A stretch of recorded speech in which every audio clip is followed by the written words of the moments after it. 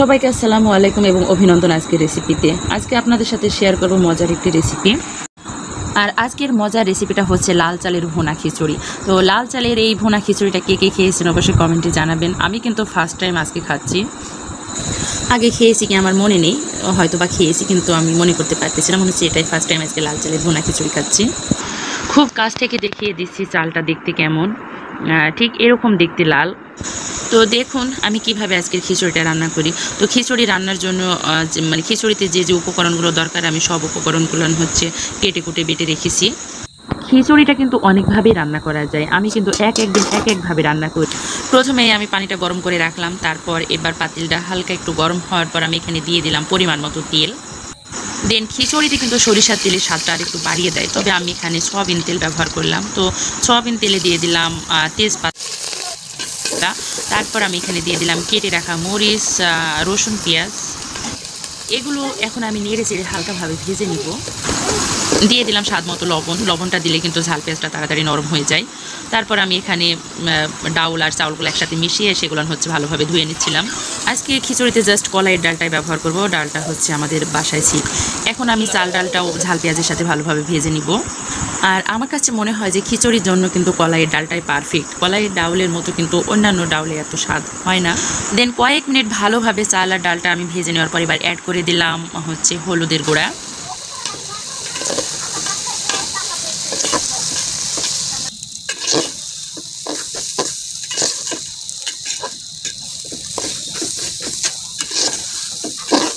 কয়েক মিনিট ধরে চাউল আর ডাউলটা আমি ভালোভাবে ভেজে নিয়েছি। দেখতে পাচ্ছেন যে তলে লেগে যাচ্ছে, তার মানে ভালোভাবে ভেজে নেওয়া হয়ে গেছে। দেন এবার আমি অ্যাড করে দেবো সেই গরম পানিটা। গরম পানি অ্যাড করলে আমার কাছে মনে হয় যে খিচুড়ির কালারটাও সুন্দর থাকে, তাড়াতাড়ি খিচুড়িটা রান্না হয়ে যায়। তাই তো আমি হচ্ছে খিচুড়ি রান্না করতে গেলে আমি হচ্ছে গরম পানিটা ব্যবহার করি।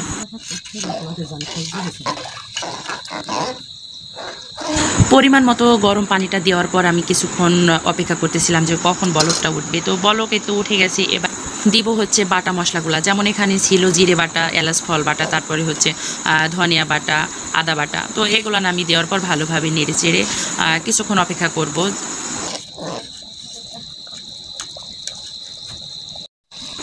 খিচুড়ির এই পর্যায়ে কিন্তু পানির পরিমাণটা অ্যান্ড লবণটা দেখতে হবে যে আর একটু দেওয়া লাগবে কিনা। তবে পানিটা ঠিক ছিল, আর লবণের পরিমাণটা আমার কাছে মনে হলো যে আর একটু লাগবে। দেন আমি দিয়ে দিলাম। দেওয়ার পরে তো ভালোভাবে নেড়ে চেড়ে মিশিয়ে নিচ্ছি। তো মিশিয়ে নেওয়ার পর আমি হচ্ছে এখন চুলার আঁচটা কিন্তু একেবারে লোতে রাখবো। তো এই তো চুলার আঁচটা আমি একেবারে লোতে দিয়ে আরও 10 মিনিট মতো ঢেকে রেখে দিব।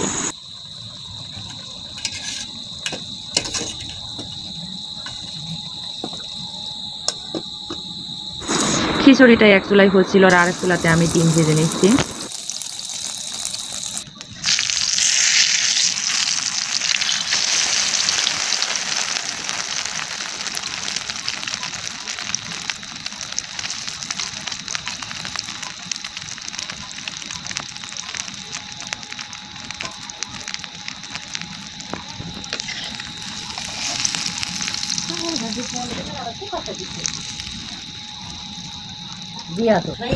ডিমের দুই পাটের অংশটা আমি একটু কড়াভাবে ভেজে নিলাম। তো ডিম ভাজা কমপ্লিট। তো এবার আমি দেখবো খিচুড়িটার কি অবস্থা। গরম গরম ধোয়া, আর এই গরম গরম ধোয়ার সাথে কত সুন্দর একটা স্মেল, মাশাল্লাহ দেখতেও অনেক সুন্দর লাগতেছে। তো খিচুড়ি রান্নাটাও হয়ে গেছে, এবার হচ্ছে পরিবেশনের পালা। তো বাসার প্রতিটা সদস্যকে আমি হচ্ছে খিচুড়িটা বেড়ে খেতে দিচ্ছিলাম। তো সবার খাওয়া শেষেই তো আমিও হচ্ছে প্লেটে নিয়ে খাওয়া শুরু করে দিলাম।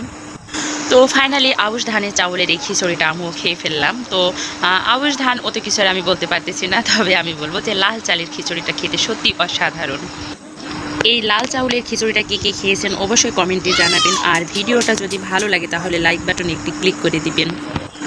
সবাই খুব খুব ভালো থাকবেন এই দোয়াই করি। আর আজকের মতো ভিডিওটা এই পর্যন্তই।